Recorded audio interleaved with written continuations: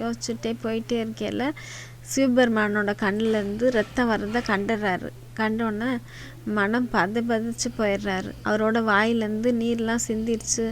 இறைச்சி எல்லாத்தையும் போட்டுட்டு ஓடி போய் கீழே விழுந்துடுறாரு மயக்கமாகி. திருப்பி மயக்கம் தெளிஞ்சு பார்த்தா ரத்தம் நிற்காம போயிட்டே இருக்கு சிவனோட வலது கண். சரி, இது என்ன பண்ணுறேன்னு தெரியல அவருக்கு. ஓடி போய் அங்கே இருக்க பச்சளையெல்லாம் எடுத்துகிட்டு வந்து காட்டிலேருந்து எல்லாத்தையும் அப்பி பார்க்குறாரு. ஒன்றுமே நிற்கவே மாட்டேங்குது. உடனே சரின்னு இது யார் செஞ்ச சதி செயல்னே தெரில, யாராவது இது பண்ணிட்டாங்களா, இது மாதிரி குத்திட்டாங்களான்னு சொல்லி தேடி தேடி பார்க்குறாரு. சிவபெருமானை சுற்றி யாரையுமே காணோம். இவருக்கு ஊனுக்கு ஊன் தான் மருந்து அப்படிங்கிறது ஞாபகம் வருது.